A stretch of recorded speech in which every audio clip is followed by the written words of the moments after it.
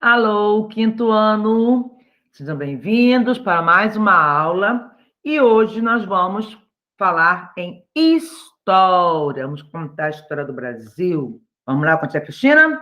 Vamos para o nosso módulo 3, na página 252. Vamos dar continuidade, nós estamos falando da Velha República, que foi aquele período que durou 35 anos após a proclamação da República. E quem proclamou foi Marechal Deodoro da Fonseca. Estão lembrados? Então, vamos dar continuidade como que rolou essa primeira república, ou chamada também de República Velha. Bom, página 252. Durante a Primeira República, os grandes proprietários rurais, também conhecidos como coronéis, exerciam um forte domínio sobre a política local. Vamos ensinar na última aula, né? Os coronéis controlavam a população principalmente por meio da violência. Eles mantinham à sua disposição muitos homens armados, chamados de jagunços. Você já deve ter ouvido falar essa expressão, jagunços. Vem daí, que é um homem forte, além de ser fortes, andavam armados. Então, o que esses jagunços faziam? Eles perseguiam e intimidavam quem não aceitassem as ordens dos coronéis. Que triste. Além disso, os coronéis faziam favores às pessoas mais pobres e também as ameaçavam para conseguir sua obediência. Então, as pessoas mais pobres precisavam de um alimento, de um médico, a quem eles iam recorrer ao coronel. Com isso, eles se sentiam obrigados, intimidados, a fazer e obedecer às ordens dos coronéis. E a mesma coisa foram nas eleições, chamado de o voto de cabresto. Cabresto é aquele que amarra nos animais, vem puxando, né? É aquilo mesmo, voto de cabresto. Por que tem esse nome? Vamos lá, então, ver. Com o objetivo de se manterem no poder, os políticos da Primeira República faziam alianças com os coronéis, muito espertos, se aliavam aos coronéis. Por quê? Nesse período, o voto no Brasil não era secreto. Olha, imagine, gente, não era secreto. Então, em razão disso, o que faziam os coronéis? Eles geralmente levavam os eleitores até o local de votação, eles eram com jagunços acompanhados, então eles eram obrigados a votar em quem os coronéis mandavam. Eles tinham que provar aos coronéis que eles votaram na pessoa que os coronéis indicavam. Agora, quem ia ser bobo? Quem que poderia ser contra os coronéis? Ninguém, né? Então, eles obedeciam aos coronéis. Então, em razão disso, os eleitores geralmente sofriam pressões para votar os candidatos indicados pelos coronéis. Por isso que é chamado de voto de cabresto, que praticamente eles eram obrigados a obedecer, sem olhar para o lado, e a fazer as ordens, tudo que os coronéis mandavam, voto de cabresto. Então, aqui é uma cena muito típica do voto de cabresto. O que nós estamos vendo? Vamos analisar aqui esse desenho. Então, nós temos aqui o político, aqui seria a cidadania, no caso, aqui simboliza a eleição, né? E aqui nós temos aqui, coitado do eleitor, sendo puxado pelo político para votar em quem o político quer. Então, a mulher aqui representa, no caso, a soberania, que é uma suposta, uma falsa soberania. O que é isso? Quando o poder vem do povo, mas não é assim o soberano. Se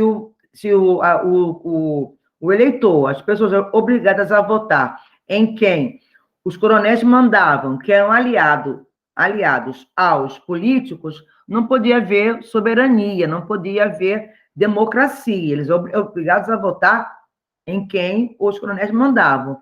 E o voto não era secreto, quer dizer, eles eram realmente obrigados a obedecer, senão os jagunços sofriam grandes represálias com esses jagunços. Dessa maneira, veio chamado de voto de cabresto. Então, vamos lá. Votando com autonomia, é isso que a gente quer, esse é o direito de qualquer cidadão. No início da República, lá atrás, né? A prática do voto de cabresto impedia que as pessoas escolhessem livremente seus candidatos. Pressionados pelos coronéis e por causa dos favores que recebiam em troca de seu voto, muitas pessoas não exerciam seu direito de votar de maneira autônoma, ou seja, de acordo com suas próprias decisões, com sua própria vontade. Não tinha autonomia. E nos dias atuais, você sabe como funcionam as eleições? Ao longo do século XX, diversas medidas foram adotadas para dar mais autonomia aos cidadãos nas eleições. Vamos ver alguns exemplos. Primeiro, instituiu-se o voto secreto. Tem lá a urna, você entra ali e ninguém vê em quem você está votando. O voto é secreto. Segundo, pasme, né? Que antigamente, lembra que eu falei na última aula que a mulher não podia votar. Aí instituiu-se, então, o voto feminino. Ainda bem, né? A proibição da compra de voto.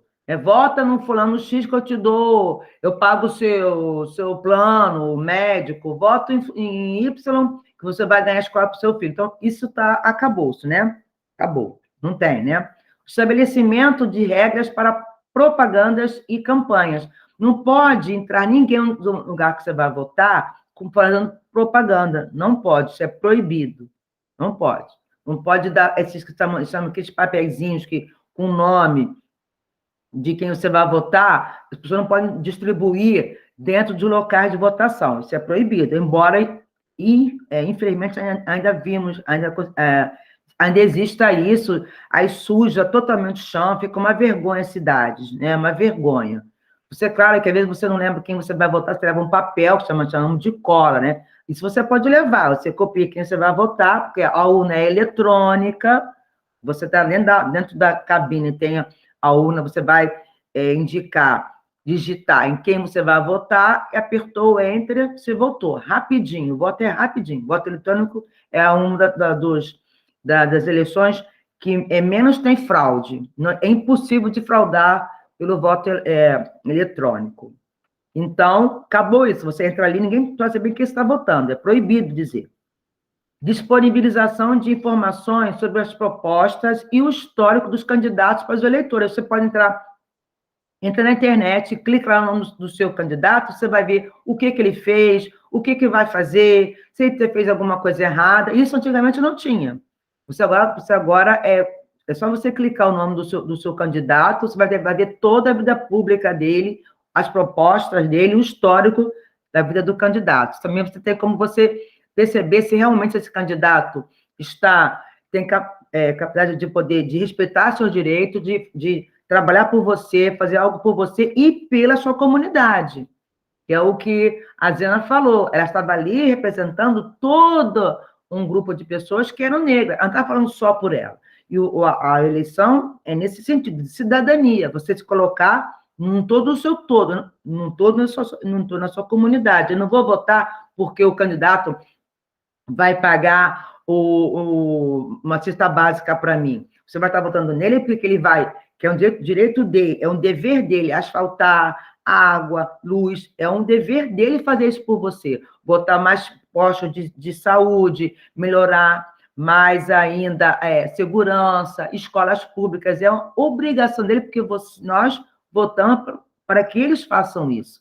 Nós estamos pagando pelos serviços dele. Então, não é favor agradecer, botar aquelas faixas, o povo agradece. Não, é obrigação dele fazer porque nós estamos pagando o salário dos políticos. Então, é um direito nosso votar e o voto é secreto.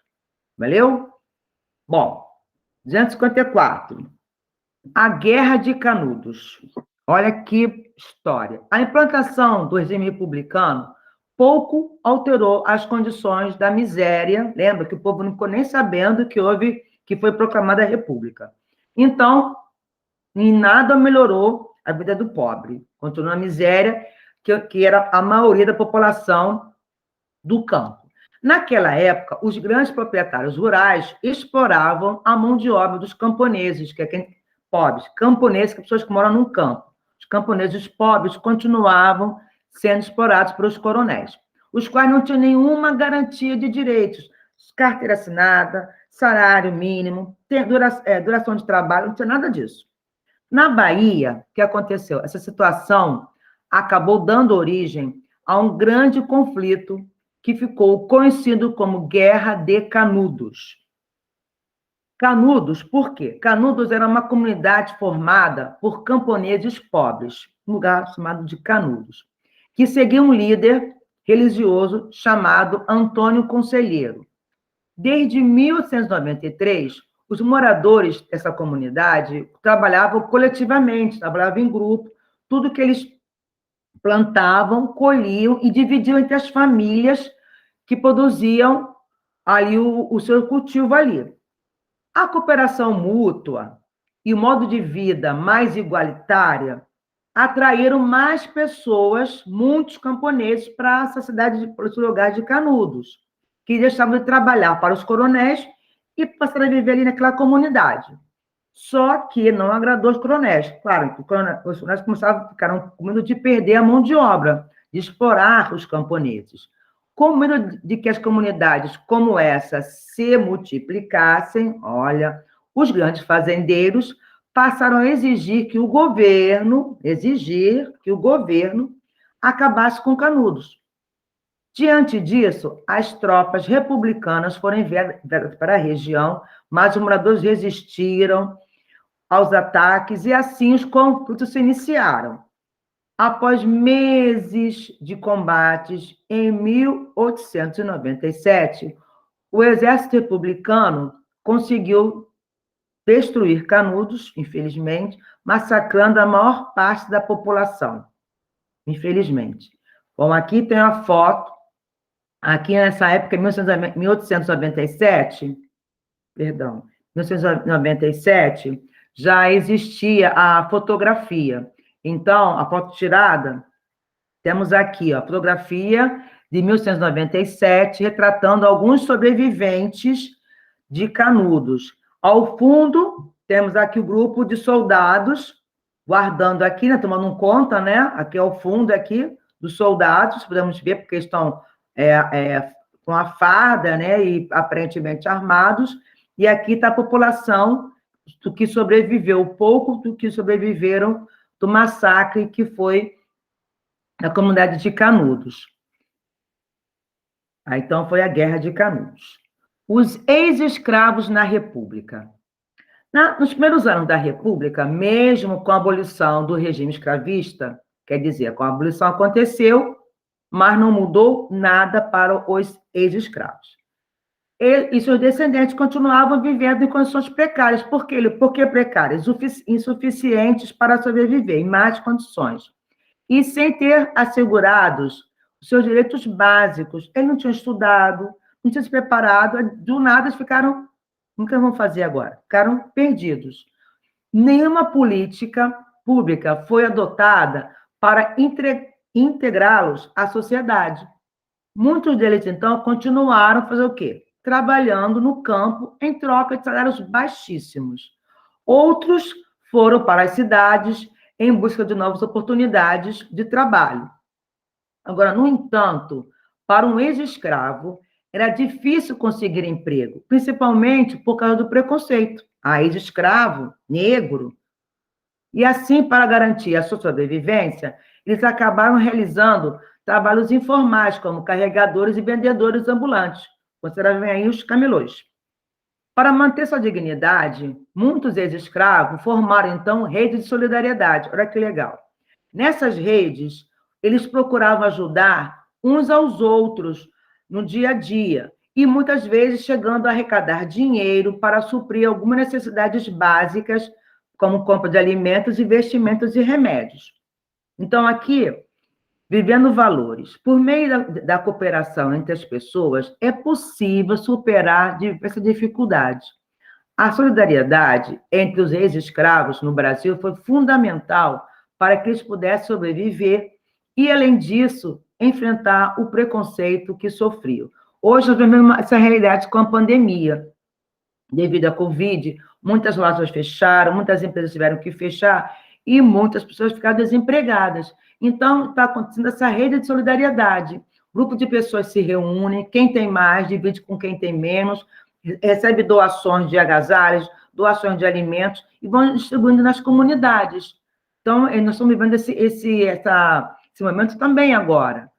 A pandemia fez com que as pessoas perdessem seus empregos, não pudessem sair de casa. Então, as geladeiras vazias precisam se alimentar, mas quem tem mais divide com quem tem menos, a fim de que todos possam, aos poucos, nós vamos nos reerguer, está vindo mais vacinas aí, falta pouco, para que tudo volte à normalidade, mas temos que esperar a vacina, tá? Então, na atualidade, tem um grupo de afrodescendentes que continuam se organizando para lutar pela valorização de sua cultura e contra o racismo e contra o preconceito racial. O grupo chamado Batuque Reciclado, por exemplo, produz instrumentos musicais, olha que legal, de materiais recicláveis para divulgar ritmos de origem africana. Aqui nós temos no quilombo de Sobara, que fica em Araruama, Rio de Janeiro. Lembra que eu falei que ainda no estado do Rio de Janeiro existe comunidade quilombola? Olha aí, em Araruama, comunidade chamada de Quilombo de Sobara, isso aí em 2015. Olha que o africano tem coisa bem colorida, né? Muito bonito, né? Aí, bem valorizada as cores. Eles fizeram batuque aqui desses galões de água, material reciclado, bem interessante, né? A capoeira. Você conhece a capoeira? Nós conhecemos a capoeira, né? A capoeira é uma arte baseada em antigas tradições africanas que mistura luta, dança e música. Acredita-se que ela tenha sido criada no Brasil por africanos e afrodescendentes escravizados durante o período colonial. Diversas fontes históricas revelam que a prática da capoeira era comum entre os escravizados nesse período, principalmente nas cidades como Salvador e Rio de Janeiro. Porém, em alguns momentos da história do Brasil, as pessoas que praticavam essa arte foram reprimidas. Na Primeira República, a capoeira chegou a ser proibida por lei. Imagina, gente, quem fosse pego praticando podia ficar preso por vários meses. Ao longo do século XX, muitas pessoas se mobilizaram para combater o preconceito contra a capoeira. Aos poucos, esse preconceito foi diminuindo e a capoeira passou a ser cada vez mais praticada. Em 2014, a capoeira foi declarada como Patrimônio Cultural Imaterial da Humanidade pela Unesco. Já falei o que é a Unesco, é a Organização das Nações Unidas para a Educação, a Ciência e a Cultura. Então, a Unesco declarou, então, a capoeira como patrimônio cultural imaterial. Não pode deixar de existir, tem que ser preservada. E com esse reconhecimento da Unesco, então, ficou mais fácil de divulgar e valorizar uma das mais importantes expressões culturais afro-brasileiras. Legal, né? Aqui tem uma roda de capoeira, aí já é uma pintura, né, de 1835. Atividades. Vamos ver se vocês estão lembrados dessa. Essa aqui é uma charge. Lembram? Aqui nós temos aqui, ó, a presidência da República, temos de um lado São Paulo e do outro lado Minas. E aqui, no topo, né, configurando aqui a presidência da República, e aqui embaixo temos aqui o Rio Grande do Sul, vários estados, Paraíba, querendo poder. Então, vocês vão descrever o que vocês estão vendo aqui, né? A charge mostra, então, 2 homens representando o estado de São Paulo, o estado de Minas Gerais, controlando a cadeira da presidência da República. E embaixo, representados os estados brasileiros também querendo o poder também da República. Então, de que maneira esta charge está relacionada à política do café com leite? Por quê? Produzia café São Paulo e Minas Gerais, produtor de leite, então eles se revezavam entre o poder na República. Só eles, cada vez, era um estado, outra vez era outro, que sentavam na cadeira da presidência da República. Com base nesses conteúdos que nós apresentamos, vocês vão produzir uma frase com República, ex-escravos e preconceito. Capricha, que na próxima aula, a tia Cristina vai querer ver essa frase aí bem bonita, tá bom? Vamos ficar então por aqui em História, tá bom? No 5º ano, Beijos. Até a próxima. Tchau, tchau.